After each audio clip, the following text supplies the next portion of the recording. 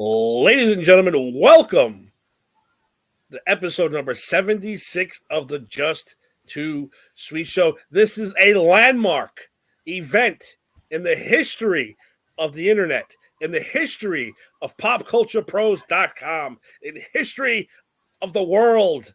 This might be the greatest night in the history of our sport. Tonight, you will witness things you've never seen before. You will hear stuff you've never heard. Tim, What? hit the music. Okay.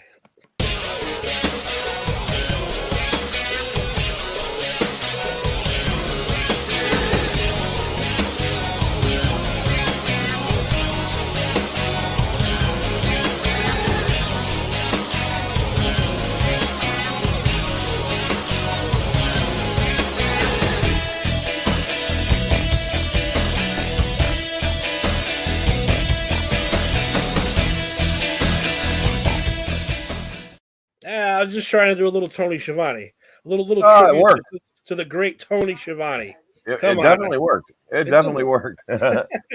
What's up, man? How's it going? Going. We took a week off. We needed it. You were sick. I actually got sick too at the end of the week. Did you? No shit. Yeah, I got sick. I had a nice little. I'm still a little nasally, so I do apologize for that. But we had WrestleMania. We had the Hall of Fame. We are going to go through all that stuff. Talk about it a week late. Who cares? Hey, hold on. What we do. Hold on a minute. What's up, Timmy? The fuck am I sitting over here? Nothing? What's up, boss? And we got Chris checking in already. What's up, Chris? Yo, Chris. How you doing? How you doing, Chris? Thanks for acknowledging the guy in the chair over here. So Eric, before we even start though, overall, if you're going to give WrestleMania a grade, both nights, mash them together into one super grade, what would you think it would be? And I'm going to share out the show while you do that. Okay, so if we're going on the grading system, hold on a minute. Excuse me for the interruption, but what made you go solo tonight, Timmy? Well, boss. Funny you should ask that. What made Timmy go solo tonight? I can't answer that. Probably because the Mets lost the other night, and he's just he's so excited he just wanted to take up whatever. Honestly, if I were to give, so let's put this on like a real grading system, like a high school or academic. What's up, Sam? Jason, what's up? Welcome, Jason. Welcome, Raul. And Raul acknowledges us. Thank you, Raul. Thank you, Raul. You have a seat at our table. You have a seat at our table. Yeah. All right, sorry, Derek. Go ahead. I'm trying to interrupt you. So let's are we doing okay? So out of like 100, like we're grading a test. So give me A, B, C, D. A, B, C, D. So I'm gonna perfect. So I'm gonna go ahead. If you put everything together, I'm gonna exclude the Hall of Fame. I'm gonna give that a separate grade. That's separate. I'll give that a separate grade. But if I had to grade this year's WrestleMania both nights, I'm honestly, dude, gonna give it a B plus. I'm gonna give it a B plus because I actually thought that the matches were very, very, very well put together. The booking was great. The matches were fantastic. Like most of the matches were fantastic. The women's tag match was great. And let me say, coming from you, huge compliment. Yeah, it is. The women's tag match was great. On the first night, the single women's match with the girl with the red hair that was all cut, Becky Lynch. That was a great match with the girl with the long the big horse tail braid. She was annoying me, but honestly, they really tried hard and they did a good match. I got to tell you, dude, I got to be really, really honest with you. Cody Rhodes and Seth Rollins put on one hell of a match. I thought that match was fantastic. I thought Cody was crisp. I thought Seth. I mean, dude, Seth Rollins really showed me something in this match because I really, really think those guys. I felt like I was watching like an old WrestleMania match from like the 90s. I mean, that style era of work because it was so. Dude, it's a B plus. Only because I can't give it an A. I could give it an A minus maybe, but I'm going to stick with the B plus because there were elements of it, in my opinion, that were just, I mean, it's like I was kind of disappointed in the Brock Lesnar Roman Reigns match. I thought that could have been a little better. It was a good match. Yeah, we'll get to that too. We'll get to that. Get to that one. But let's do the whole thing. I'm going to say B plus. But well, I mean, I'm sure we'll talk about the matches and stuff. But dude, I honestly was super impressed, and I thought it was a great show. I really thought it was a great show. Like you said, and this is why we're tag team partners, because I also gave it a B plus. Oh, nice. I did. I was leaning A minus B plus. I gave it a B plus. And I was surprisingly shocked at the gimmick matches. The ones that I thought were really. Let me tell you something. No matter what you say about the Johnny Knoxville, Sami Zayn match, that shit was entertaining. Dude, that was actually a great match. And let me tell you something right now. The two greatest body slams in the history of wrestling. Hogan slamming the Giant at WrestleMania 3 and Wee Man slamming Sami Zayn at WrestleMania 38 because that shit was hysterical. It was so It was. The big hand, the jackass hand coming out. That was awesome. I mean, again, it was a gimmick match. I was like, oh, here we go. Yeah. With the gimmick match. Who cares? But you know what? Entertaining from start to finish.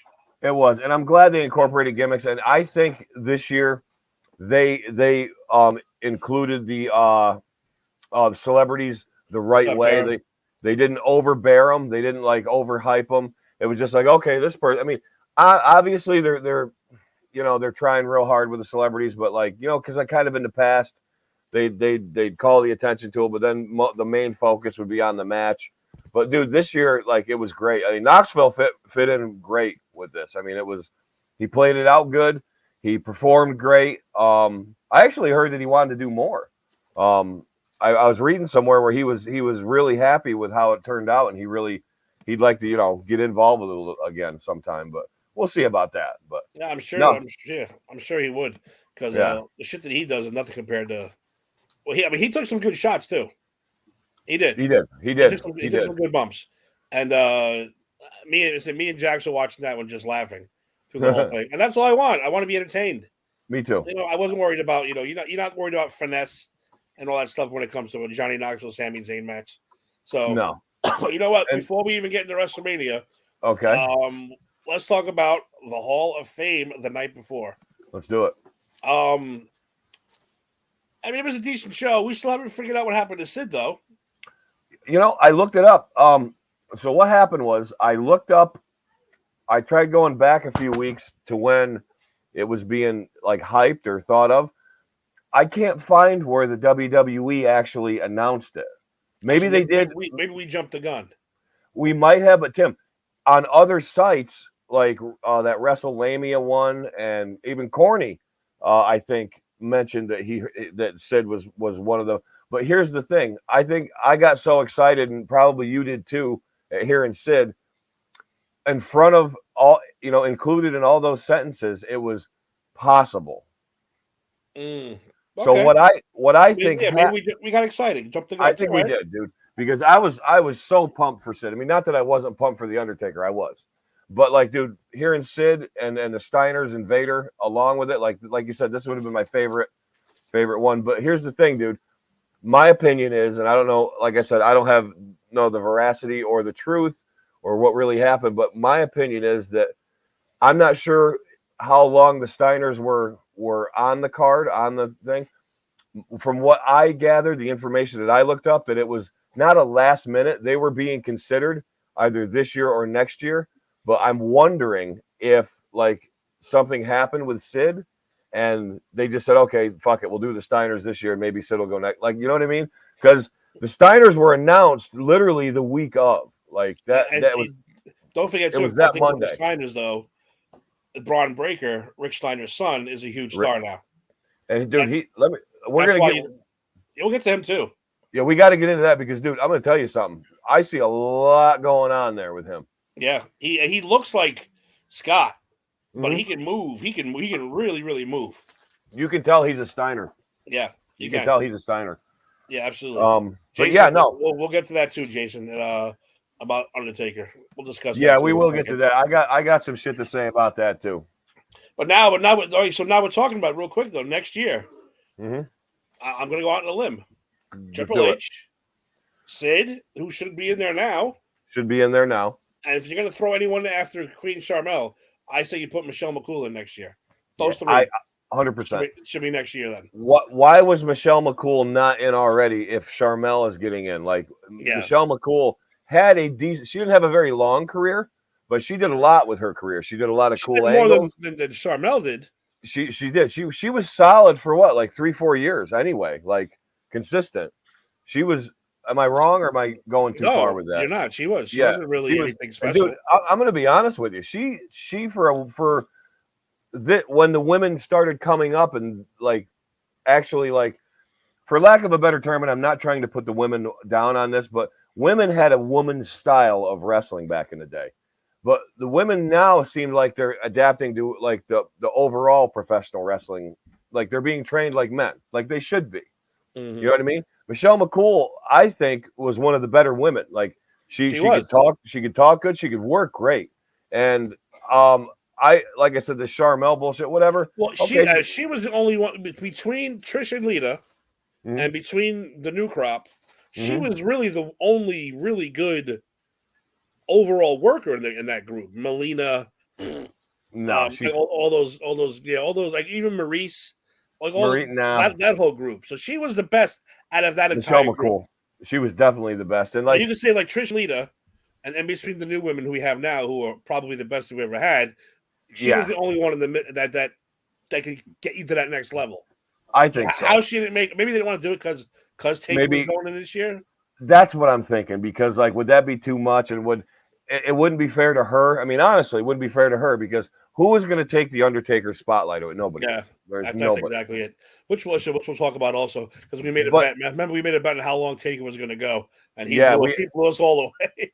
He did too, and there's a reason for it too, and we'll get into that too. But I got to tell you real quick, out on a limb here, I never thought Trish was that great of a worker. I thought Lita was great. No, I thought Molly Holly was great. I thought Trish was okay. Like, even for that era, she did really good for a women's wrestler, because let's face it, like, women's wrestling struggled for years. I mean, I think it's always struggled. I mean, Moolah, yeah, she was okay. Wendy Richter, and then Medusa.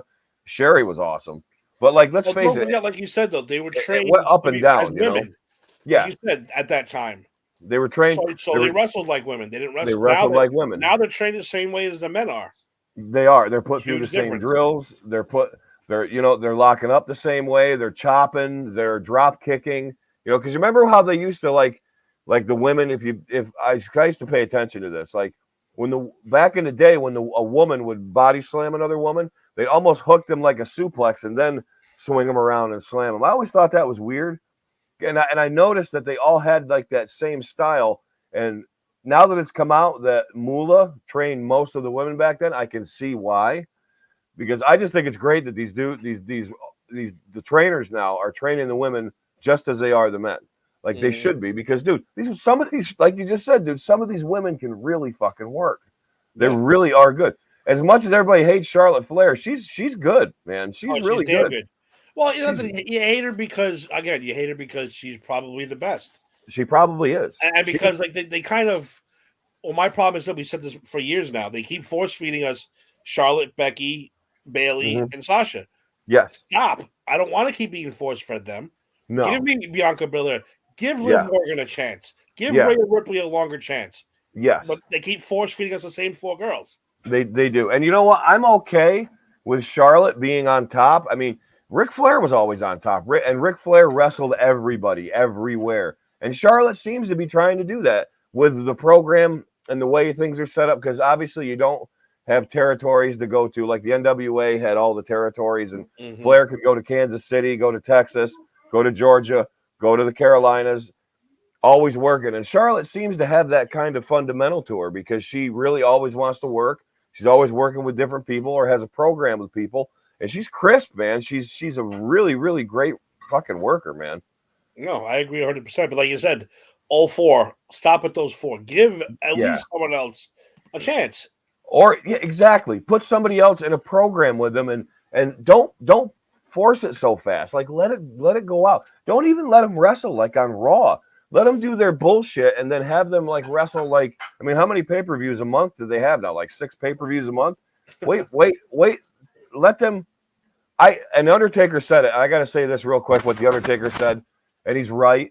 Okay, and I'm not trying to Farachi. I'm not trying to get all old man on everybody, but Undertaker did say, he goes, today's workers lack that grit, that rough edged whatever. They don't have like that killer instinct. Like guys. Where'd you go? Did we lose Eric? I think we lost Eric. Check. Am I still here? You guys see me? Hear me? Ooh, technical difficulties. Hello, Raul, Jason. Somebody tell me you hear me, see me. Oh, there you are. So you're back now. Okay, you're back. I'm back. Yeah, you vanished there for a minute. So did you, and I could hear you for a sec, but I couldn't. Yeah. Oh, you're back. You're back. It's all right. Hey, it happens. What are you gonna do? All right, so let's jump into it real quick. The Steiners. Of course, Scott was funny. Yeah, that dude just can't talk. He just can't talk. No, he never could. Even when he was Big Papa Pump doing the holler, you hear me, like his promos. No, his promos sucked. Rick's not a great. They're just tough guys. Okay, they should be minimal on the mic and be all in the ring, like because the Steiners are fucking tough. They might be the toughest tag team ever. Like I mean, even Hawk and Animal said that it was always great wrestling them because you knew you were going to get in a fight. But no, the Steiners shouldn't talk. They're just kind of like, brother Rick, brother Scott. Yeah. He mumbled for 20 minutes, and then poor Rick didn't get to say shit, which is I'm glad he got the bark though. Pretty funny though. I'm glad he got the bark. So, Queen Sharmell.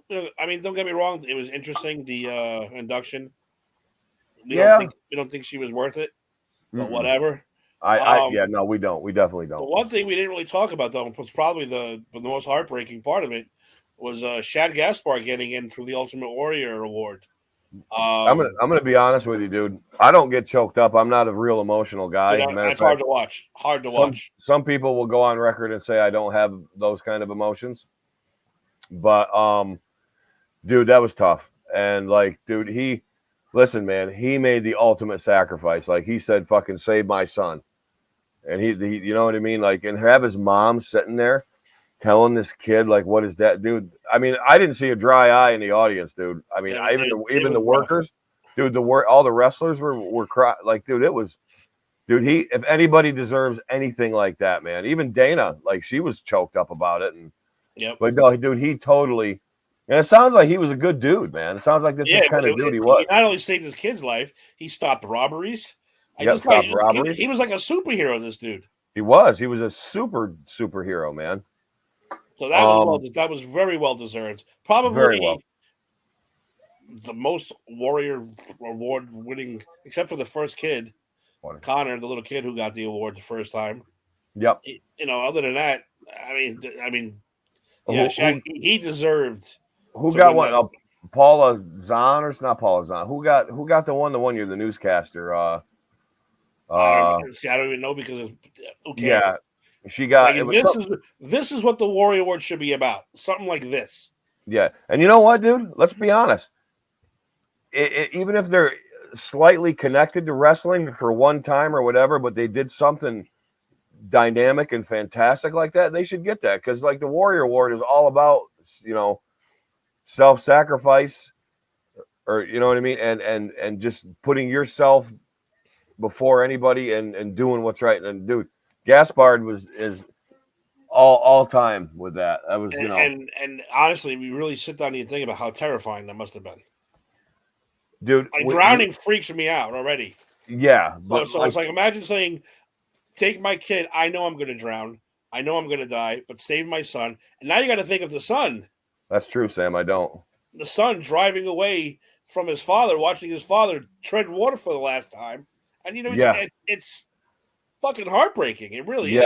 And he was, well, the little boy was probably just frightened when they rescued him. He was probably just getting to wherever, but I'm sure he was like, "Where's my dad? Where's my dad?" And dude, you're talking about a guy who's 6'7", 300 pounds, but he's not, dude. He is lean. He is muscular, and he's not like misproportioned, dude. He was just a massive, muscle bound dude.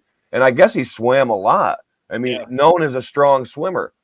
But dude, I agree with you, man. How terrifying. I would have been. See now, if I'm putting myself in that spot, which obviously none of us can, but I like him would be more concerned with getting my son to safety. I Of honestly course. would. But Absolutely. you got to have that running through your mind, like, fuck, what the fuck? You know what I mean? And like I said, dude, I've never swam in the ocean to that extent or whatever, and I can't even imagine like what that would have been like. Yeah. But that dude's a real hero. Like you said, he's a fucking superhero. Dude, stopping robberies, fucking breaking things up, saving people's lives. Like, dude, that just doesn't happen On a all the regular time. basis. Like, it wasn't like, On a regular basis, dude. So, He you was know what? just, Good dude, for he's him. just he's a fantastic, honest, real, good person, man. There's not a lot of people like that, especially in high profile. Like, dude, he's just, here, Chad Gaspard, R.I.P. Exactly. Thank you. R.I.P. Ooh, that's a hero right there. That's a real hero, dude. That is a So, real hero.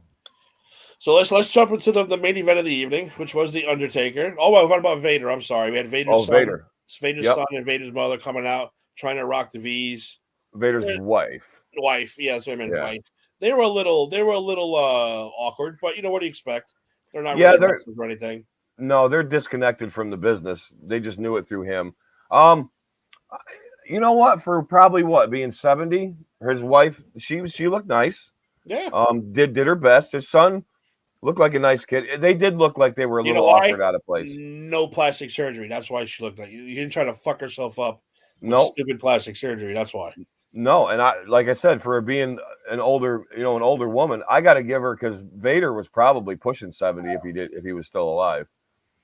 That'd be my guess. He'd be like 66, 67.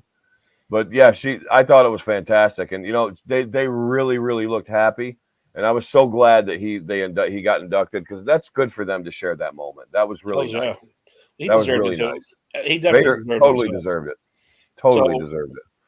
Like we said, Undertaker was obviously the main event.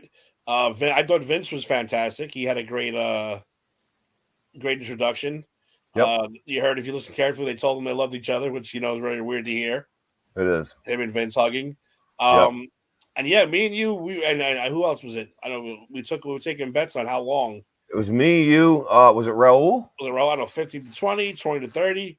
When I Yeah. saw he had a headset on, I was like, yo, we're gonna be here in minimum 60 minutes. That's what I thought. That's what I thought. Minimum. And listen, I wanted to say too, did you understand why he was doing that, right? He's practicing. I guess from what I read, and it's true, he's going out on tour as a motivational speaker, man. Oh, jeez. Like, he's going to have the headset and could you see how he was like doing the solo and, doing this and like doing the whole like Tony Robbins bullshit. Which is, you know what I mean? Like, it's still weird to see, because he's still the Undertaker to us. It is. And, but he looked like he was trying to sharpen his skills, as like using that kind of like as a platform to basically go out and be a motivational speaker. No, now he can. But now he can. Let's talk about the elephant in the room a little bit, Tim, while we're on the Undertaker. Let's do which one? Let me see which one you're thinking first. Okay, the one I'm thinking is Noelle Foley. Yeah, that's what they brought up before. Yeah. Does she have a case? My thoughts, no. Nope. Me neither. See, I agree. Nope. I 100% do not think. Here's why. Okay, this is my opinion. This is the Undertaker's moment. Okay, Undertaker didn't mention every single guy he beat at WrestleMania. The Undertaker didn't mention every single guy he feuded with. Okay, yeah, you saw they mentioned fake Undertaker, right? Yes. They mentioned. Did they mention Nash? I don't know if they mentioned Nash. No. So Kevin Nash didn't get a mention. Did they mention? I mean, they mentioned HBK. They mentioned, of course, Triple H, Brock. God, who else? I don't think they mentioned Hogan. Nope.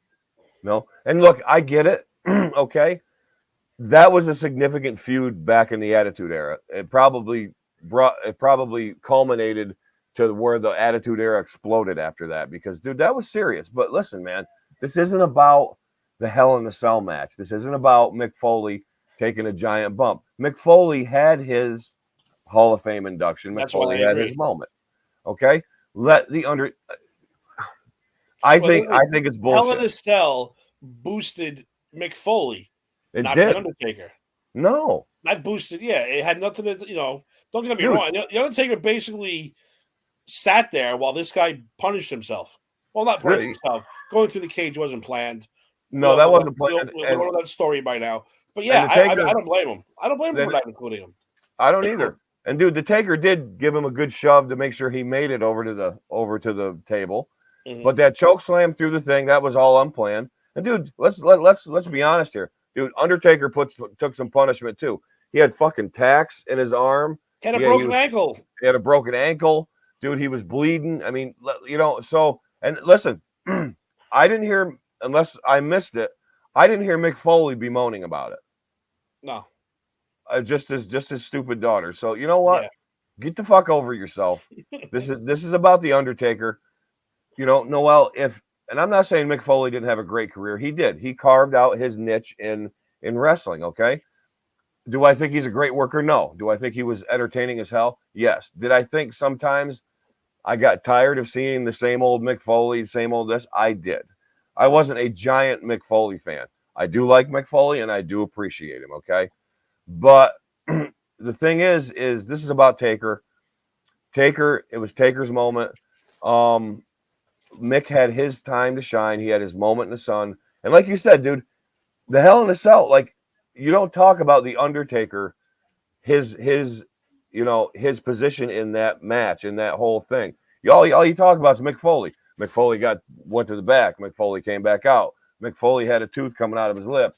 Mick Foley had the Undertaker is almost like he was just like a player in that. He wasn't like the big focus of that. Because anytime anybody talks about it, it's about Mick Foley. So Noel, I mean, and also Mick Foley didn't elevate the Undertaker. The Undertaker elevated Mick Foley. There you go. And also, like you said, and even Undertaker said it. Shawn Michaels, Triple H, they elevated him. They elevated each other to a whole new level, which is why those matches are some of the best you'll ever see. They absolutely Mick Foley I'm sorry, too. I love you, too, Mick. I do. But you're not that guy. You're not a Shawn Michaels. You're not a Shawn Michaels. Never will be Shawn Michaels. You're not a Triple H either. No. You are not a Bret Hart. No. You are not an HBK. You are not an Undertaker. You are not an Undertaker. And I hate saying this, Tim. Like, I don't hate saying it, but I'm not trying to slight Mick Foley. Dude, you're not Hall and Nash either, dude. You're not. Okay? You're Mick Foley. You did what you had to do. You were a hardcore guy. Your inability to be a technical wrestler and be fundamental with the business, you instead took what you could do and punished yourself. And I get it. It was great. It was entertaining. Him and The Rock, even in WCW, it was great. But listen, man. Peace out, Sam. Sammy, you out? Yeah, he's out. Sam's heading out. Thanks for tuning in, buddy. Dude, listen, Noelle is just, I'm sorry, but she's acting like a fucking 12-year-old fucking little girl with a skin knee. I'm like, just get over it, man. This is about the Undertaker. It's not about your father, okay?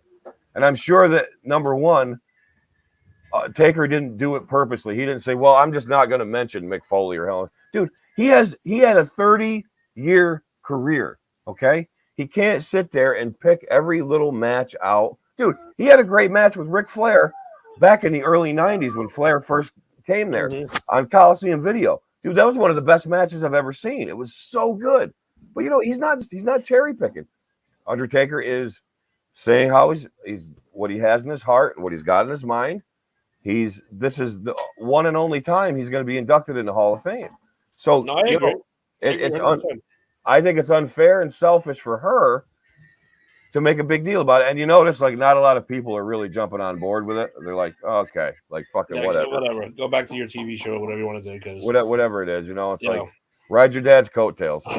But anyway, I gotta say, my favorite story that came out of there was the Sid Justice story, and how he told Sid, my mom's in the audience, and she's in the second row, maybe, and Sid ignored him completely. So that's like he was like, oh, okay. From WrestleMania 13 or? No, it was a random house show. Or house show? Okay. It was a random house show. No, tell me the story. I forgot about it. And he says that so Sid is got him in like a nasty headlock, a vicious headlock, working him good, working the neck, and Sid goes, "Where's your mom?" And he says, over there. So it slowly works him and turns. So Undertaker's face is facing his mother, and Sid starts screaming, "I got your boy! Look what I'm doing to your boy! I got your baby boy!" And starts really wrenching. Taker's mother is trying to jump into the ring. He said Taker's mother was being held back by his brother and his father.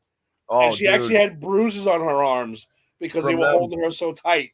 Oh, dude. I can't believe that. Yeah. He goes, she was tiny, but she was Texas. She was Texas tough. And you don't do that shit to a mother.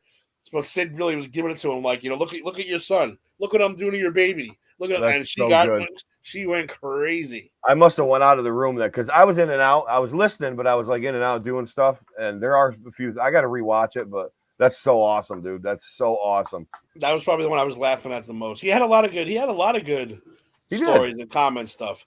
He really did. I love that he, the HBK and the Triple H stuff. That's what we went through. That's what we lived through. Yeah. And of course, Paul Bearer. Yeah, that was. Yeah. I thought the beginning, man, like, I mean, you talk about like respect, like even kids now that were there that are young, that were in the audience to the older people. But dude, it's almost like everybody knows like the level of the Undertaker. And like, dude, he was touched by that. And that was like, and it was like you said before, it's weird seeing him human. Like, yeah, it is. Because he's just not, he's the Undertaker. But now let's jump right to the end. Let's do it. Steps out of the ring, walks back into the ring, grabs a hat, grabs a jacket, puts it on, puts the Undertaker voice on, and says, "Never say never." Never. Oh, dude. Now, do you really think that's a never? I think it's bullshit. I think he's done. I don't think he can. I mean, unless you wait 19 years like Austin did, but it's a whole different thing. Undertaker, he said he's what, 56, right? Dude, we're talking hips, knees, back. But here's the thing, though, dude. Look at Stone Cold. He rehabbed himself all those years. He took care of himself. He got in good condition. He knew what he could do and what he couldn't do.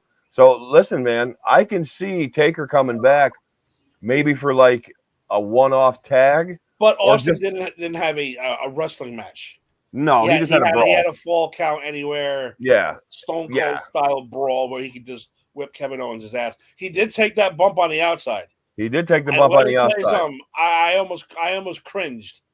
I was like, please don't kill Stone Cold. Yeah, don't break your neck again, please. Don't.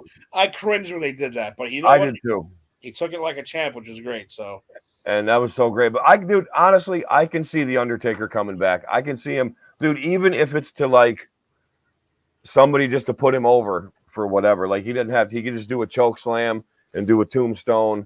I mean, he's not going to walk the top rope, and he's probably not going to do the big elbow and miss. He might not even do his signature clothesline. But like, dude, I can see him coming back, doing a quick spot, even if it's not WrestleMania, if it's like SummerSlam or dude, even Survivor Series would be cool. If he came back and cleared the ring to help somebody, that'd be great. I'm good with that. But I don't want to see him in a full-on match anymore. But like you said, if he came back, cleared the ring, chokeslammed a couple dudes, that'd be fun. I'm good with that. That'd be fun. I'm absolutely fine with that. I can see him doing that. I guess we'll say never say never. Never say never. That's what cued me in, because usually when they say never, that means like they got something in the back of their mind for down the road. Like, he's not going to fight Lesnar again. No way. Oh, God, no. God. You know what? Anyway. Let's jump into WrestleMania. We don't have to go in order or anything, but like you said, let's get to that right away. Since you mentioned Lesnar, it's a good segue. Yeah, let's do it. That match, was the most disappointing match of the evening. Yes. Now, I described this match on the chat as playing the video game, and each guy starts the game with 10 finishers. In the game, you have to earn a finisher. Yeah. These two start with 10. Yeah. It's Superman Punch, F5. Superman Yeah. Punch, F5. Back scoop, spear.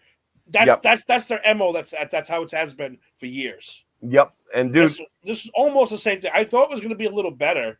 Yeah. But here comes the arm bar. You want to call it? Whatever you want to call it? And you saw it too. Yeah. Roman Reigns' fucking arm pop out. You're like, yep. And you heard him say, "My arm's out. Yep. My nose is out." Yep. So now you got to go to the finish. And it was a horrible finish. It was. But what are you going to do? Now, all of a sudden, one spear, one punch, and that's it. Brock Lesnar loses. Yep. I mean, I guess they don't build him like Triple H anymore where he finishes a match with a blown quad or like that. Or, yeah, somebody break it. Like, dude, hey, can I throw myself in the spotlight a minute? Dude, I broke my arm in the ring, and I finished the match. I jumped off the top rope. The spot was a miss, and it was a missed elbow. I was doing like a Savage or like a HBK elbow. And I missed, and I missed and like he was supposed to move, he did. But when he moved and I came down, and I was green, that was still new. But when I came down, I put my hand down, and this whole hand here, like this touched this, and it broke. I had a fracture here, and a fracture here, like all four. So, dude, I screwed up, but I finished the match. But here's the thing. My comment about the Lesnar Roman Reigns match is, I feel like a match that's gonna, grab my attention needs to start out slow and methodical. Like, yeah, have some bing bang boom spots in the beginning, but dude, don't throw your F5 in already. Don't throw your Superman punch in already. That'd be like Bret Hart coming in, giving somebody the Russian leg sweep, and then putting him right in a sharpshooter, and then them getting him out. It's like he goes, it's like, okay, now what's going to happen? It's like, you got to live up to that the rest of the match. I think they should have chain wrestled, done a few gimmicky things, dude. A finisher is a finisher for a reason. It's not called a middler or a beginning middler. It's a finisher. Let these finishing moves have meaning again. You know what I mean? They don't. It's like, tell a story in the ring. That's my deal with Roman Reigns. Is like, dude, he can't tell a story. I mean, you can yell like a water buffalo, like all you want. But dude, Lesnar is a wrestler, so he could actually, instead of suplexing everybody all the time and doing whatever, like, dude, he should be like wrestling a match with these guys. Like, and Roman Reigns, I just don't feel, even for a Samoan man they're probably the toughest people and some of the greatest wrestlers on earth. I mean, I was trained by them, dude. I know how tough they are, and I know how well psychologically and physically they can work. I just feel he's not putting, you can tell me you're the head of the table all day, but give me a good match. Don't give me something. And I think he has good matches, but it's not with Lesnar. Not with Lesnar. No, I think it's like finisher. Yeah. It's like, stop. This isn't a fucking video game. It's too much. It is, because also now you got speared 15 times. It means nothing. No. So why can't the next guy get up after your famous spear or your Superman punch? Exactly, dude. It's like when they just use a DDT and get a 2 count. It's like, come on. Only one man can hit a DDT and finish you off. That's right. Jake. That was Jake the Snake. But yeah, for me, total disappointment. I'm glad it was on the second night, because if it were on the first night, I might have graded the WrestleMania match with this like a C, or that night. But I'm so glad. And by the way, I thought night 1 was better than night 2. I did too. Yeah, I did too. I think so. Yeah. Well, as far as injuries go too, did you watch the tag match? Yes, the very first match. Ooh. Usos and Freddie Mercury and the Japanese guy. And Shinsuke Nakamura. Rick Boogs. At first, I thought that was a work. And then when you watch the replay, that dude's knee popped. Dude, it went out. Holy shit! When he first went down, I was like, "Oh, it's part of the match," part of the finish. He's hurt, fake hurt. Uso's going to get the win. Then when you replay it, you see it. Mm-hmm. I was like, holy shit, his knee popped. And let me dissect this a little bit for you. Dude, I'm going to be honest with you. That match was good. It was good. That was such a great match up to that point. Now, my issue here is I know that you need to do a big spot like that at the end, okay? Or near the end. And, dude, that guy is jacked. That Freddie Boog, Rick Boog, whatever. I call him Freddie Mercury on steroids because he looks like fucking Freddie Mercury. Let's be honest. He does. But, dude, he's cool. He's jacked. He's big. He's actually can work really well. But, dude, if you're going to, in my opinion, if you're going to do a spot like that, because, dude, this is, here we go again, Tim. And I'm going to sound like a broken record, but high spot, constant. You're running yourself ragged. If you can't breathe, your muscles can't breathe. They can't repair themselves, and they can't get their energy back enough. You know, if you're not getting that oxygen into your muscles, they're gonna get weaker.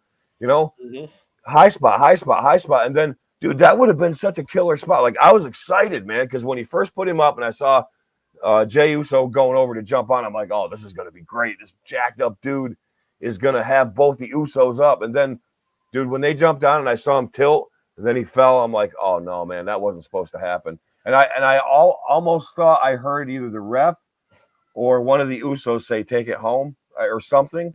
I caught the signal, and dude, that guy was in pain, man. Well, once he hit the floor, I was like, he wasn't like laying there pretending he was like, oh, he was sitting up going, holy shit, dude, my knee. That's what I knew. I was like, oh, he's fucked up. Yeah, dude. It was so disappointing too, because listen, if that spot happened, there you could feel the pop waiting to come. Like, they were gonna pop because, dude, they were hitting that guy, man. He was doing well. But no, overall, dude, that match was fantastic. I mean, actually one of the better matches with the Usos I've ever seen. Like, it was really good. And the Japanese guy, what's his name? Sushi Nakaofa, whatever. What's his name? Shinsuke Nakamura. Yeah, Shinsuke Nakamura. Yeah, he's pretty cool, man. I like him. He is good. Yeah. All right. Well, I like that match a lot too. It was only 7 minutes. I'm thinking they had another 5, at least. Yeah. And they had to end it. So 2 matches ended on freaking injuries. Yeah, and like I said, dude, I think if they pay, there's the word, okay, that they're lacking, and we'll move on after this, just real quick. Pace, the pace of the match. I think these guys need to look. And you know, dude, I've said it a million times. Do you know who I feel should be showing these young guys how to pace a match? Is the guy that can pace the match better than anyone, and that's Triple H. Mm-hmm. Dude, that man can do a match from start to finish, and it's almost impeccable. Like, that's why they call him a ring general. That's why he's a ring general. You're hard pressed to find a Triple H match that isn't good. Like, even in the Hunter Hearst Helmsley days, dude, even when he was terrorizing and Jean-Paul Levesque, dude, you could see this guy, he loves wrestling, he's passionate about it, and dude, he fucking knows what he's doing. Like, I really wish that these guys would take if anything from him. You know, all they want to do is do the big entrance and the water spit, and I want to be like that. No, man, pace yourself like this guy, okay? Like, that's my feel. That's my feel. No, that's random. So. Hello, Aunt Margaret. How are you? Hi, Aunt Margaret. Margaret Tabala. You popping up on here? Yeah, my cousin Dave. That's his mom. Hello, Aunt Margaret. All right. Drew McIntyre, Happy Corbin. Nothing really to. Drew McIntyre, dude. You had your run as the COVID World Champion. Yep. You're done. You're done. Yeah. I'm sorry. You're just done. He broke the ring with his giant sword. Who cares? Did you find that kind of odd that they're swinging deadly weapons around and all that stuff? A little weird. Not odd, but just a little weird. Like, a little weird. Too much and not grabbing you. Like, excuse me. I agree with you. Out of 5, I'll give it maybe a 1. Yeah, I'd give it a 1 too. If that. Maybe a half. 0.5. The Mysterios took on The Miz and Logan Paul in the first gimmick match. And let me tell you something, Eric. Dude. I hate Logan Paul. I hate Dude. him with a goddamn passion. But let me tell you something right now. Preach. I give him all the credit in the world. Me too. I take back everything I said because he didn't just go in there gimmick wise. That dude learned how to fucking wrestle for this match. He hit one of the best frog splashes I've ever seen. Even some wrestlers can frog splash as well as he did. So you know what? 100%. I think you're a scumbag, and I hate the fact that you make millions of dollars for being a douchebag. But I'll tip my invisible hat to you because he was fantastic. And Tim, I'm going to tell you, a good match. It was a good match with a great ending because the Miz did what the Miz does, turns on everybody. That was one of my favorite matches of the night. And I'm going to tell you something, dude. I agree with everything you said. I'm telling you, that guy picked up like that. I don't know how long he trained. I don't know how. I mean, obviously he trained for months. He definitely trained. But listen, dude, it stuck. Like, dude, this guy was crisp. His lockups were good. He was hitting the ropes good. His timing was good. I mean, you could tell he's not a wrestler. Yeah, but dude, he wasn't a shitty wrestler. He was a good wrestler. How to work the crowd too. He did, man. He did the Eddie Guerrero fucking show. I was like, holy! I couldn't believe it. I couldn't believe I was watching. The two best parts of that whole match were him and Ray, like working on each other. Dude, Dominic, I just feel like I just don't feel like he should even be in there. Like, well, Dominic, I think is now starting. Like they gave him his initial "I'm Ray's kid." They gave him a short tag title run. Now I think he's going to get the paying the dues part because now he's starting to get his ass beat every week, which he deserves. He does, and dude, you know, getting thrown in a spotlight like that, I get it, but I just think it was a bad idea. I think he should have been gingerly sprinkled in, not just like thrown right in. Yeah, Raul, I agree. But no, dude, Dominic Mysterio, man, I'm not. And like one of your sayings, Tim, I'm gonna steal from you is they're trying to shove him down our throat, and I'm just not into it because, dude, Rey Mysterio is so much fun to watch if he's working the right person. I've seen Mysterio matches where they were absolute shit, and you would think that they would be a good match because they're, you know, he kind of when he's working somebody similar to him. But dude, I thought it was fun watching him with Kevin Nash. I thought it was fun watching him with all these other bigger guys. Like they were fun. But dude, Logan Paul, dude, I'm telling you, I was super impressed. I thought that was one of my favorite matches. Jason points out something funny. The most expensive entrance in WrestleMania history came out with $1 million Pokemon card. Logan Paul, because he had a freaking the most valuable Pokemon card in the world. Was that Pikachu? Around his neck with the case alone looked like it was a couple $1,000s. Yeah, it was like it was on a lanyard. It was on a lanyard in plastic, dude. He walked out with that like a chain. Was it Pikachu? I don't know what, dude. I don't know what the fucking card is. I thought it was Pikachu. I don't know. I know nothing of those cards. Hi, Carolyn. Carolyn, thank you again for joining us. Oh, she's solid, man. So the Pokemon thing, I thought it was hysterical. That's so great. That's a dick move. Dude, he's such a good heel. He is such a good heel. Like he's got natural heat, dude. He's got natural heat. We picked. Did you pick the Mysterios? No, I think I picked the Mysterios. I picked Logan Paul and Miz. Yeah, but perfect. And you know what, dude? Perfect ending. I didn't see Miz turning though, dude. I didn't see that. No, that's why it was a perfect ending because the Miz will not be upstaged by anybody in his mind. I'm saying he did what he did. I thought it was a fantastic ending. So gimmick match number one was fucking great. I was so shocked by that. How about out of 5 stars, Tim? What do you give it? I'll give it a 4. 4 and a 4. I'll give it a 4. 4.3 for me. 4.3. Yeah, I dug it. I thought it was great. I thought it was great. For the Raw Championship, we have Becky Lynch and Bianca, which I enjoyed this match, but it felt like it went on a little too long. Yeah, it was drug out. And go ahead. You go. No, I'm just saying it felt like it was a little too long, and that they were really like trying to come up with stuff on this. Maybe it's just me. Like they were trying to come up with stuff on the spot. Like, hey, what should we do now? Well, let's try this. So let's do that. I don't know. It seemed a little weird. And this was a match of how many false finishes do they have? Oh my God, false counts. Probably more than. I mean, dude, I'm going to say if you really had to count, I bet you there's over 20. It was a lot. It was a lot. You made a good point, Tim, but here's my thing. I think, there's a very few people that can craft a match from start to finish, move by move. And Randy Savage was the ultimate king at that. Now, that being said, dude, usually the way guys work back then is they discuss the few high spots and of course the ending they would do. Okay. But like, dude, you do your thing, call it in the ring. Yeah, everything was called in the ring. Yeah. What I saw was that I feel they had they put too much on themselves in their mind, because there was a couple times and this is a cardinal error, dude. This is what you do when you're practicing. You don't do this when you're in front of a live crowd. She was calling her over, like they did a spot, and then she was run up, and the other girl called Becky. Is it Becky Lynch? Mm. She called her over to do the spot, and it's like, oh man, no, don't call it. Don't communicate like that. Like, just do it and do the thing. As a professional, you should know what's coming and know what to do.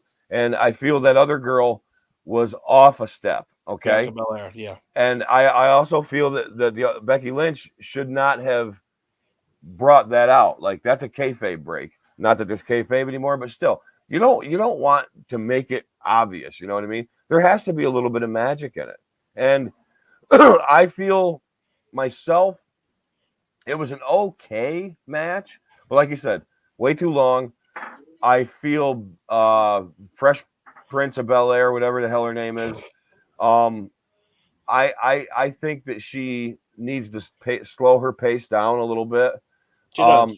She's talented. She's very talented. She's very athletic and very talented. But I feel that she needs to find that medium, because she's going full steam overboard. And listen, you still have to be a pro wrestler. I don't care if you're the greatest long jumper, the greatest javelin thrower, the greatest you're the greatest basketball player, you're the greatest figure skater, dude, or Pat McAfee, greatest punter. You're a professional athlete and you're an athletic person. And Bianca Belair is unquestionably a grade A first class athlete. I'm not taking that away. But you need to incorporate our stuff, the wrestling. You're a wrestler now, okay? So mix it in, but stay. I sound like Jim Cornette. But stay with the wrestling. Like, don't try to overwhelm and wow. Everything doesn't have to be a wow. Like, part of a good match is you got to have a lull, because you got to get people uninterested to get them interested again. So, she's got some work to do. But like I said, not terrible, but not great. But now she's a champion. Let her hold the belt for a while. Then leave it on her. Chance. Yeah. I don't want to see Bayley come back and beat her at the next pay-per-view. Let her have the freaking belt for a while to see what happens. That's all I'm saying. Give these girls a chance, please. And dude, get some women that are better workers in there to put her over, so they can show her how to do it. You know what I mean? Let them guide her. That's my thought. No, I agree. The next was the worst kept secret in wrestling, and that was Seth Rollins taking on the mystery opponent, who turned out to be Cody Rhodes. Huge pop. Great entrance. He could see on his face, very emotional. Yeah, he was. Yeah. Obviously, this isn't Cody Rhodes from 6 years ago. No. Not at all, dude. When he left, I was like, who cares? Yeah, bye. When he went to Japan and won the title there, I was like, that sucks. Like, that's dumb. Yeah. And then he goes to AEW, and I'm like, well, he's going to make himself world champ. He's going to be this. Yeah, I think he said, Triple H, because he's putting on the suit and be in the business end of AEW. But you know what? I'm going to give him all the credit in the world. He is not the same. Now, don't get me wrong. Remember, we said this too before he left. He was better than the Stardust gimmick. Yeah. But he's not no A-list guy. No, exactly. Now, he might have to be that A-list guy. Tim, he's I got to tell you, from the match, the way he talked, I think he established himself as a bona fide superstar, man. Yeah, I do too. At first, I wasn't sold. Now, listen, all right. Now, I'm going to say, again, I'll eat my words gladly if I'm wrong. And listen, dude, being Dusty Rhodes' youngest son, having that hype built around you, and Goldust is still in the WWF at that time, WWE at that time, dude. He had a lot of obstacles to bounce off and get around, and dude, a lot of pressure. And I'm sure it took a toll on him. Like, He tried Stardust. He tried this. He tried that. He was kind of getting over, but he wasn't really like. He did the little Stardust move in the ring. Yeah. That was hysterical. That was that was funny awesome. as shit. But dude, overall, this had to yeah. be. Raul just said it. As far if you want to see a wrestling, this was probably the best match of WrestleMania. Dude, this was a old, or I don't want to say old school. This was a classic. 100% wrestling match. This was a great fucking match. Like you said, it might be the best. They told a story. They had great pace. They had great chemistry. They worked. Chemistry, yeah. Dude, they didn't do the same move over and over again. Dude, that might have been the best match of WrestleMania. I'm not sure, but it might have been. No, I would say overall wrestling match, definitely. Overall wrestling. And dude, Cody has matured, which he needed to do. Okay. Back in the day, you went territory to territory. You got better and better. Maybe he needed to leave and go and find out who he really was and what he really wanted to do. He's here. Oh, hey, look who's here. Johnny Bunker come lately. That's a match I will never watch, Bunker, just so you know. No. Never watched that match in my life. No. Sorry, Bunker. You know what? I would rather watch a bunch of 75-year-old Sons of Poland club take a bath in a frozen pond than watch that with you and Faraci. And now here's the thing. That match was 22 minutes long. 22 minutes, 30 seconds, and it didn't seem like it. Modern day Broadway, dude. Exactly. You didn't feel like you were watching it that long. No. Now you go to the next match. Charlotte versus Ronda Rousey for the SmackDown title, which was 18 minutes. And to me, it was 18 minutes of boredom. Yeah. 18 minutes of just like, I don't care. Yeah. And honestly, it has nothing to do with Charlotte. No. I don't like Ronda Rousey. Me either, dude. I don't know what it is. I can't get on board with her. I'm with you, bro. I am happy. I'm happy I was wrong. I picked Rousey to win. Yep. I'm so glad I was wrong because at least it proves she's human. Because she's basically was the Brock Lesnar of the women's division. Yeah, and which I don't feel is fairly deserved because she's okay. Hype up your UFC and you're tough and whatever. I mean, yeah, and she looks like she fights because, like, you know, she's. I'm not trying to demean like women and hashtag me too, but like she's not the most attractive thing there. Okay. Especially next to Charlotte, who's like a beauty. You know what I mean? But dude, I don't get the Rousey hype. I've never been a real fan. I think that I think that she has trouble with character versus like portraying the character. Like, I think I don't know. It looks to me like she struggles, and I think she gets mad at herself and her opponent. Because when things don't seem to go the way they should be, like, dude, thank God she was in there. Yes, Jason, I did see that, by the way. Thank God Charlotte, a seasoned vet, was in there with her and knew how to compensate for all the shit. Because, dude, there's a couple times, like, Rousey really fucked up. Like, 18 minutes, it felt like an eternity. Dude, I like you said with Cody and Seth, 22 minutes, I felt like I was watching 5 minutes. Seriously, I thought it was a 5-minute match. Dude, that was a fantastic match. But this one that was shorter felt 20 minutes longer. I agree. I mean, I would give that match, what, a 1? I'll give it a 1 out of 5. 1. Let's give it a 1 just because Charlotte was in it. Yeah. And the main event for night 1, Stone Cold versus Kevin Owens, was supposed to be a talk show, but we all knew, again, another worst kept secret. They both came out in their gear. Austin got the pop we all knew he was going to get. Whew. It was crazy. How'd you feel about that pop, Tim? I want you to be brutally honest, man, and I want you to give me your solid, honest to goodness take. I thought Cody had a bigger pop. Okay. But I want to say, was that the biggest pop of the evening or no? You just answered that, though. No, I think Cody actually had a bigger pop. Austin was like right there, though. I mean, it was one. It was close. It was close. Austin had a bigger pop 5 years ago in Dallas. And HBK and them.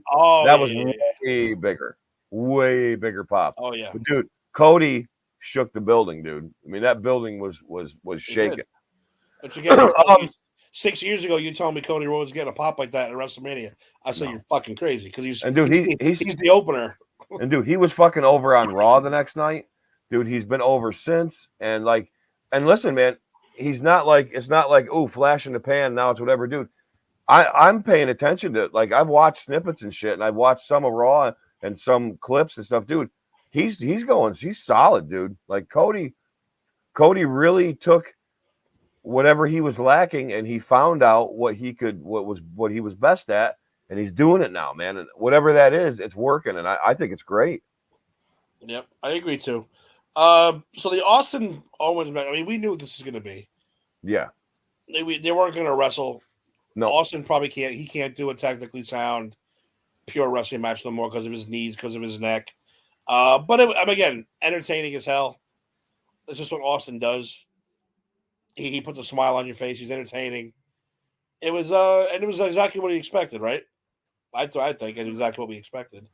It is, yeah. And again, that was only 14 minutes long.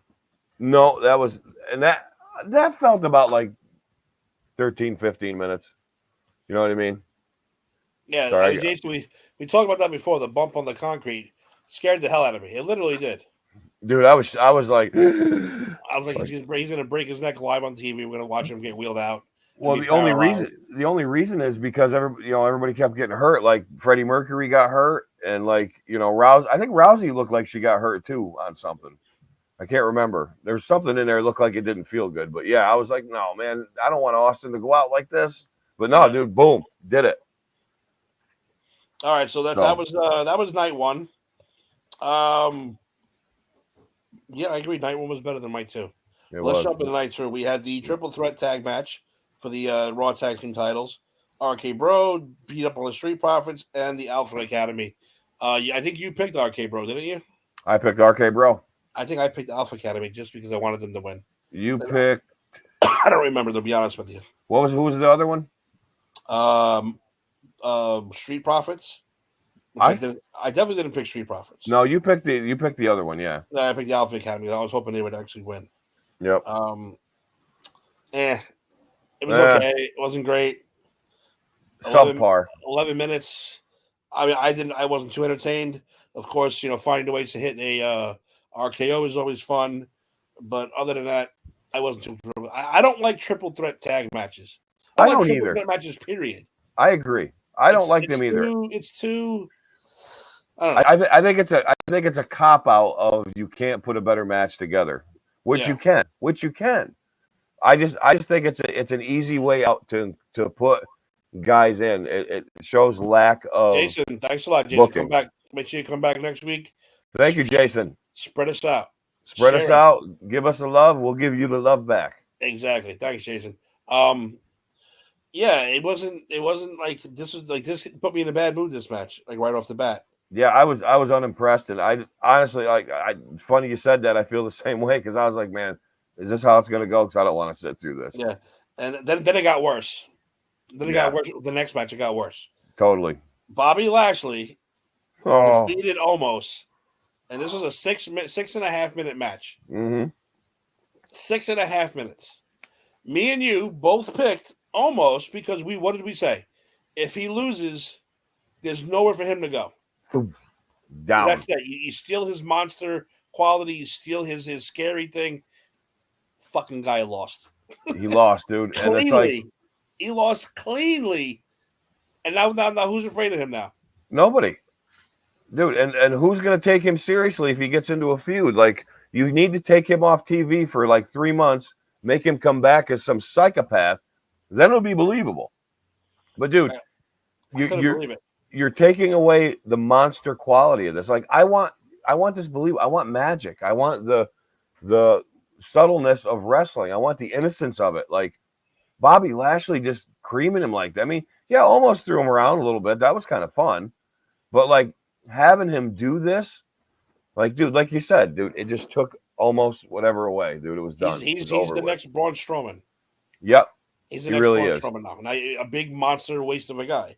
Thank you. Which, by the way, almost is now with MVP because MVP turned on Bobby Lashley. So you have the official heel face turn for Bobby Lashley, and now almost has a manager because he can't talk for himself because he's a big goon. It's almost he's American, right? I don't think so. I don't know what he is. Okay, I wasn't sure if he was American or if he was like from England or wherever he was from. But I have a hard time when I hear him talk. I don't understand. Yeah, Raul, exactly. Do you know where Almost is from? That's why he's with MVP now, because MVP will be the heater. The heat getter. MVP can run his mouth. After that was finally entertaining. Again, 14 minutes long, entertaining from start to finish. What's that now, buddy? Johnny Knoxville and Sami Zayn. We already talked about that. Yep, great match. When you go into this match, you're not going to look for headlocks.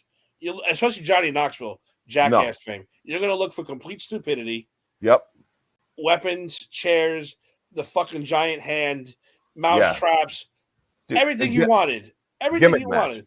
Bunker says Nigeria. Are you sure about that, Bunk? I don't think that. I don't know, Bunker. Raul, if you could be our fact checker like you are, could you find out? And just so you could prove Bunker wrong. So that match I thought was fantastic. Me and Jax laughed the whole time.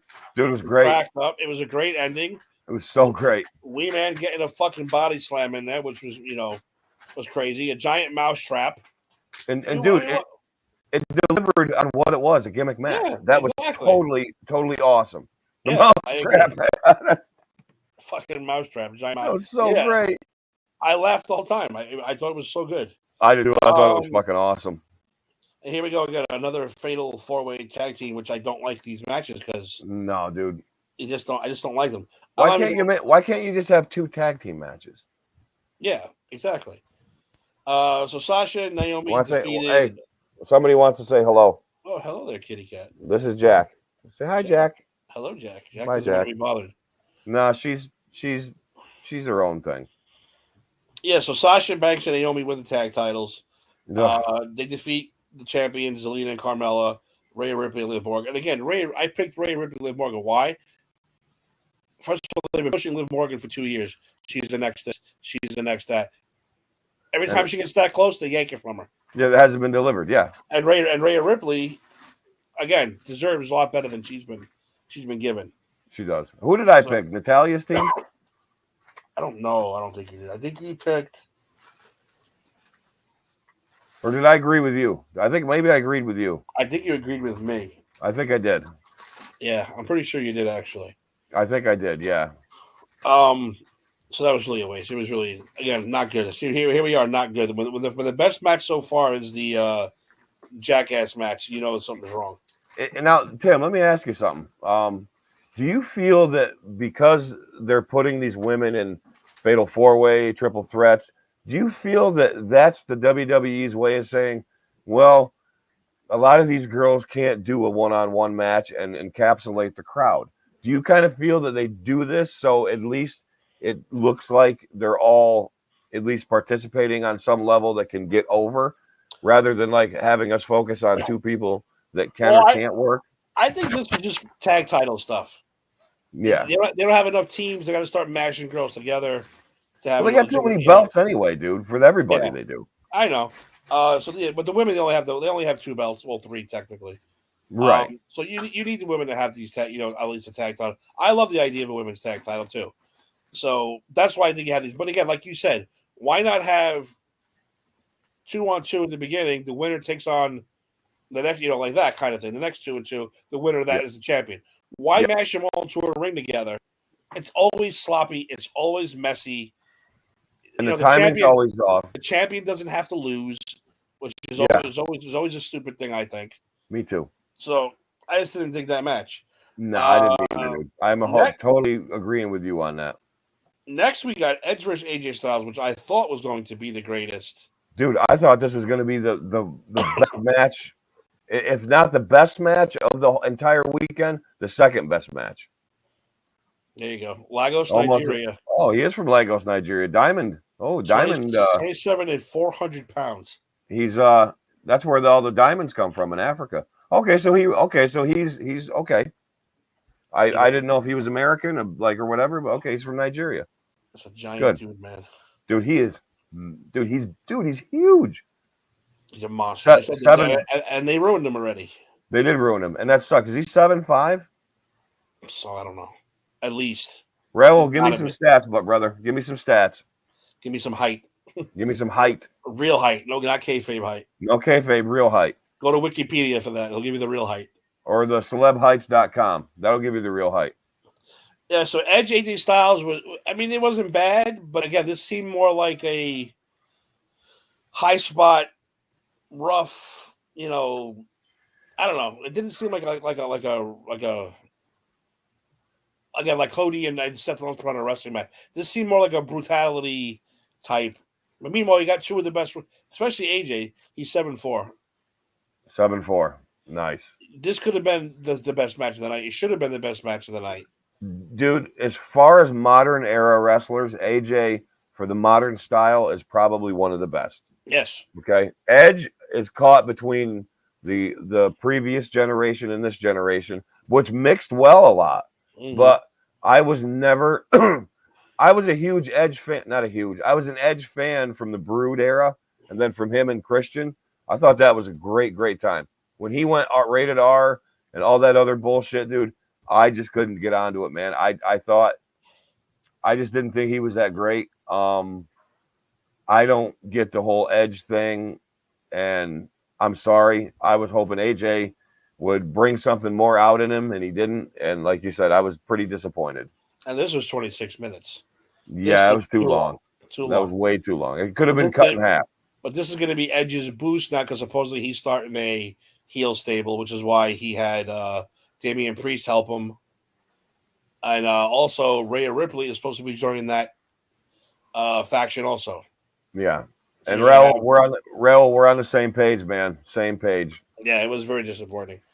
The New Day took on Sheamus and Ridge Holland. Who cares? Honestly, who cares? That's a bathroom break, smoke break. Yeah, they should have canceled that match, period. They really should. It was more entertaining seeing the Sheamus commercials in between when the autograph thing.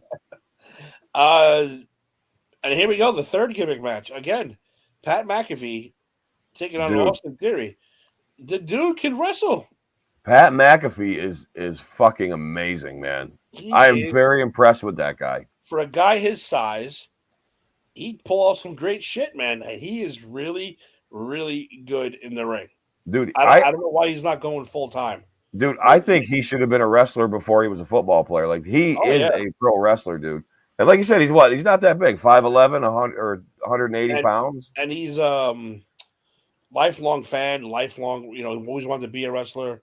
Dude, have you ever watched quit football to be a wrestler? Quit football. He didn't quit football just to quit football. He quit to go train to be a wrestler. Did you ever watch highlights of him when he was playing football? Dude, he was a gimmick on there. Yep. He did shit after he punted. He did shit before, like the fucking. He would always try to level the receiver if he got past everybody. He was never trying from a tackle. On one of those kickoffs where he goes this way, goes back, goes forward. Dude, it's so cool. He's always been he's dude, it's so great. So I picked Theory to win this. I really thought that's how it was going to happen. No, McAfee won straight up. It was great.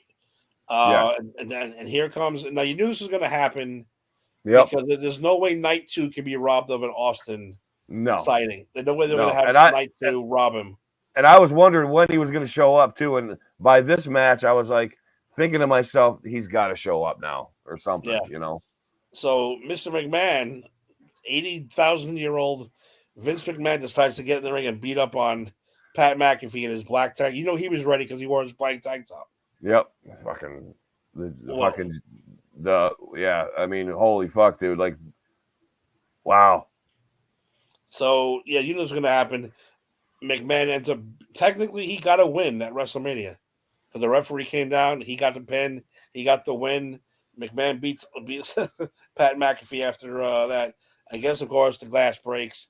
Austin comes down. You knew it was going to happen.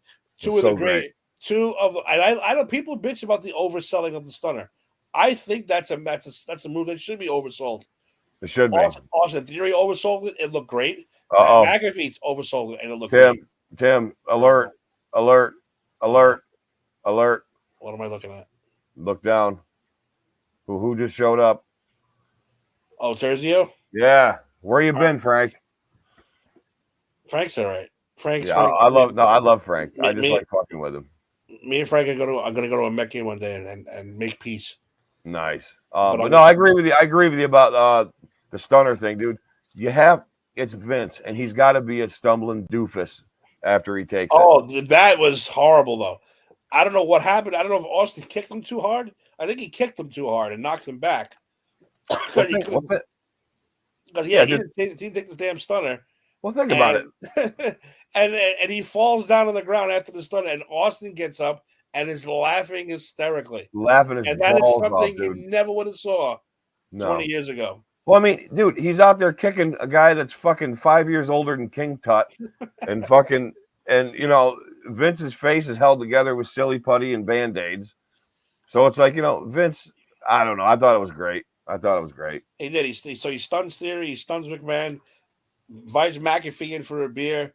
McAfee claims he didn't know he was going to get stunned.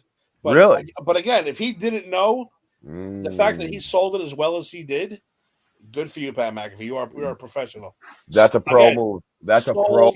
Sold it again. He sold it fantastic. And listen, if Austin called it in the ring and McAfee picked up on it, dude, that's crisp.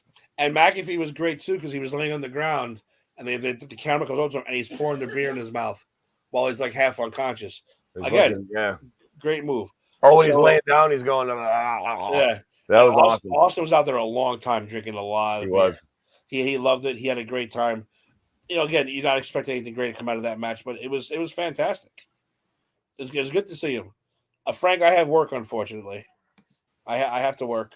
I can't. You got opening. You can't go opening day with Frank. I would love to go to opening day, but I have to work because I'm in between vacation spots right now. I can't take a day off. But thank you. I appreciate it. I would have taken you up on that too. Terzio, I'll come down, not opening, but I'll come down sometime this summer and go to a mega. Matter of fact, when you and Tim get it together, I'll come down and go. There you go. We'll have a Met thing. A Met, Yankee, and a Red Sox. Ugh. Oh, come on. It's just a horrible joke. It's not that bad. It's a horrible joke. Boston Pride. Boston Pride. And then just said we had the main event, which was a turd, big pile of turd. Yeah, we talked about that. But Roman is now is the undisputed champion. I think they're coming out with a new belt. Are they unifying it just to be the WWE World Champion? The WWE World Universal Heavyweight Champion of the World Universe Galaxy, whatever. Undisputed. It's supposed to be all gold, no blue for SmackDown, red for Raw, all gold. I think they need to get rid of that big WWE symbol and make a cool, like, incorporate modern with old and make a cool belt. Like, make a cool belt. Bring back the Winged Eagle. It's just, dude, it's just stale, man. Like, WWE needs a shot of something, man. Like, it's stale. Oh, and now if you follow up on the shows afterwards, now they got the Usos going to get the Raw tags and to unify them. So my big question is, if they're unifying these titles, which I think the Usos are going to do, I think. Are we not having two shows anymore? Is Roman going to defend on both shows? I think what they're defend on both shows. Like, what are they going to do? I think what they're going to do, because dude, I don't think this branding thing works, because they all end up wrestling each other anyway. And I think it's ridiculous to have, I'm a SmackDown guy, I'm a Raw guy, dude. I think then they've been trimming the roster. So I think that they're just going to have, you know, like it used to be, like you have your Raw guy, you have your Raw show and your SmackDown show. Highlight some guys here, highlight some guys there. But dude, that's the name. The undisputed WWE Universal Heavyweight Champion. That's too much. It just needs to be the WWE champion. That's just what it needs to be. But I think, dude, I think that they're going to do, it's just going to be, you know, this is Raw, this is SmackDown, whoever's on whoever's what, because it's just getting too confusing, too many belts. It's stale, dude. It's very stale. It is. I agree. But hopefully this is going to lead to what the rumors are saying, and this is going to be The Rock coming back to take on Roman Reigns for the head of the table. Oh, hold on. I'd like to see it. Hold on. I'm going to say you're going to do the mic thing. I hope. I mean, The Rock is between the XFL and his TV shows and his movie career. I'd be happy to see him, but You know what sucks, Tim? Is that you got to bring The Rock back to get everything jolted back together again. Well, it's not just that. I think the whole Samoan head of the table That's storyline cool. is a good. Yeah, it's a good story. I think. It is. It is. It's a good story, but I mean, they're not. And you and I have talked about this, Tim. There are no more Steve Austins. There are no more Bret Harts. There's no more Hulk Hogan's. There's no more Undertakers. There's no more HBKs. Dude, that era of megastars gone. They just can't make them anymore because, and I'm not doing a slight on these guys, but they just don't have what those guys had. Mm-hmm. They really don't. Not even Roman Reigns. Not even John Cena. John Cena had it. John Cena had it, dude. John Cena is it, dude. And I even think that they used him wrong. He could have been even better. Like, he really could have been better. And I'm not saying that the Thugonomics thing wasn't cool, but I think if they put him, incorporated a little more into classic wrestling gear, made it a little funky, but just like the whole, like, jean shorts and all that shit. The spinning belt, which is the Dude, worst belt in the I history just of think belt. it was cool at the time, but I wish that he just would have been like, dude, when he was first there, prototype, like, dude, that was great. That was awesome. His first couple months. So overall, we're both giving it a B plus. Oh, baby. It was very enjoyable.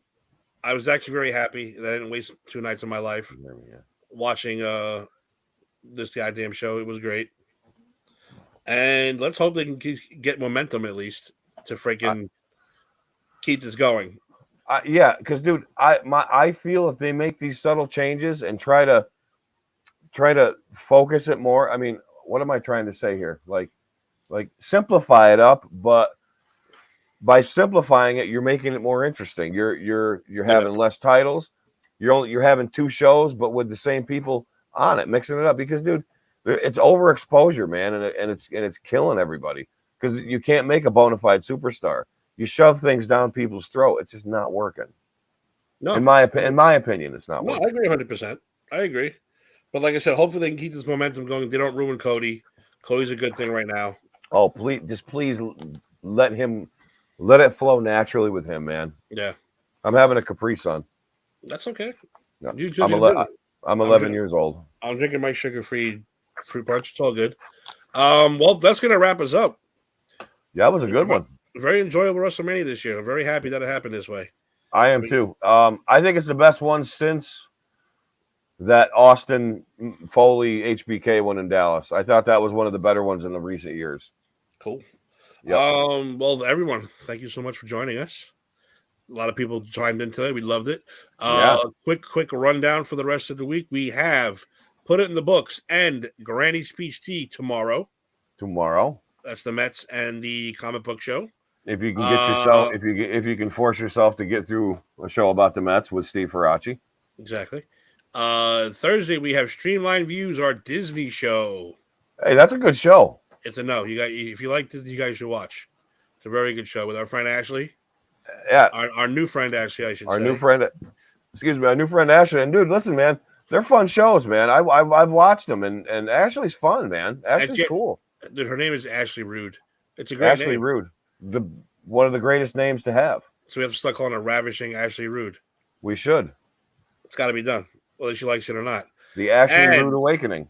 Exactly. And coming up Friday, I think there's another show starring this guy, maybe this guy. I don't know. Eric, what do we got for the A to Z program coming up? It's a Good Friday too. We're not gonna make it holy though, right? No, it's actually, Tim. It's funny that you said that because this is the Not So Good Friday episode of the A to Z program. Good. It is A to Z program number 47, folks. You know what that means? We are 3 episodes away from a milestone. I have 3 shows left to do. Tim has 3 shows left to co-host until we reach episode 50 of the A to Z program on Pop Culture Pros. In the meantime, building up to 50, like I said, Not So Good Friday. Hey, we're gonna have a lot of fun. I got a few tricks up my sleeve. We're gonna do some random BS. We're gonna talk about a few things that have been brought to light lately. We're gonna have some fun, And please tune in because there's going to be some visual aids and maybe a video or two. And what would it be if Tim and I didn't break copyright rules? So you don't want to miss that for anything. Yeah, we know it's Good Friday. We know but we don't care. No, Sorry. it's Not to offend anybody, but we not don't care. not to exactly. Tim, I couldn't say we're gonna pass over Good Friday. How's that? I like that. I like that too. I like that. We're passing over Good Friday. That's what you should call it. The Passing Over Good Friday show. I think it might have to be, Tim. I think it might have to be. That's awesome. That's it, right there. Maybe we'll throw in some Jesus jokes or something. I don't know. Well, we might make fun of the the world of things. That could happen. Why not? Who cares? I could get up and slip and go, Jesus, And finally, I do believe that Empire 161 will be returning this week. I don't know what day. Ed is a very busy man because he's not only a Yankee fan, he goes to like all the games. He goes everywhere. They got to find a spot to where they can do that show. I believe he said it was going to be Saturday, time to be determined. So look for him and Lisa on Empire 161. I thought Saturday or Sunday. Saturday or Sunday. I couldn't remember which one it was, but you're right. Yep. And then next week we start all over again with who was it? Ed and who? Hilda? What's Lisa. her name? Lisa. Hilda. Lisa. Well, now it's Hilda. Ed and Hilda. So yeah, you guys want to watch that. The next week, Monday, we start all over again with the Double O Deep Dive with just too sweet, and we start all over again. Come watch us. We got some cool shit coming on with the return of Obi-Wan coming. I will be back with my Shooting the Sith show. I was just going to ask you, Tim. Content's a little slow right now. It is. Also, like I said, we're going to have a big show coming up in May on Shooting the Sith. I'm going to go be live at my friend's tattoo shop for Star Wars Day. May the 4th be with us. Exactly. I will be live at my friend's tattoo shop where he'll be doing special Star Wars tattoos. So keep that in mind. Tim, has this ever been said? How about Revenge of the Fifth? It has been said. Oh, so okay. It has been said.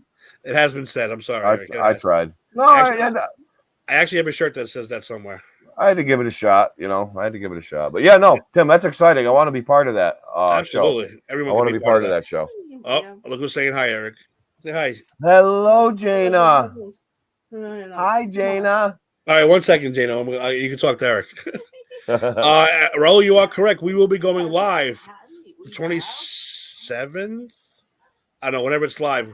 We will be live. I know me and Faraci are definitely going to be doing that live. We will take you through the first 10, 15 picks of the draft. We'll see how the show goes because that shit's long. Yeah. 10, 15 picks is like 3 hours. But those football shows are fun. They are fun, especially doing it live. It's a great reaction show because, I always curse and yell at who they pick and who they don't pick. That's going to be fun. So look for that at the end of the month. Anything else, follow us, popculturepros.com. Follow us, this show, on Facebook. Follow us everywhere. We're on Twitter. We are on your mom's butt. We are on Anchor, Spotify, iTunes. We're everywhere. Look up popculturepros.com. Follow this page, Just Too Sweet. We have 2 pages on Facebook. Follow both of them. I put a lot of shit on both of them. Follow both of them. Look us up. Yeah, we put a lot of content. We put a lot of content up on those doing their fun. And Tim, yes. Speaking of that, I created an A to Z program Facebook page, but I screwed up. I wanted to make it a group instead of a page because as Ed and Faraci, who I don't like taking advice from either one of them because let's face it, they're both lame, but they were right. I should make it so coming soon. You will see the A to Z program group where you can share your thoughts, your insults, your jokes. You can talk about mine and Tim's great haircuts, whatever you want. That's coming soon. Sweet. I like that idea. All right, guys. Thank you so much, Eric. Any parting words before we go? Or was that it? You good? We're not good? Was this the greatest night in the history of our sport? I gotta say, Tony Tabala, it had to be simply the greatest night in the history of our business. I agree. And that's because we had Juventud versus La Parca for the 15th time in a row. Yep. Don't forget Chris Jericho versus Lenny Lane. Ooh, I like that one too. By the way, my favorite. I keep forgetting. My favorite jobber. Well, enhancement talent. I'll say now. Jobber, yeah, that's whatever. From when I was a kid, was Jose Luis Rivera. He was a good signing an auto. He's signing. He's doing autograph signing at the wrestling really? store. Yes, that's awesome. And I was like, how did he manage to score that gig? Wow. He might be a local hero though, dude, because I think he's from Queens. But I used to love the way they said it's Jose Luis Rivera. I love the way they said his name. So he was my favorite as a kid. I like watch him getting beat up the most. I'm a Barry Horowitz guy. Oh, Barry Horowitz, man. You can't joke around with Barry Horowitz. Pat in the back. I love it. All right, ladies and gentlemen, thank you so much for joining us. Remember, share the show out. Love us, and we'll love you back. We promise that. And, of course, I don't know what I was going to say this week. Well, you may not like us. You may not love us. You may think we're kind of all right. But guess what? We are still the best thing going today. Peace.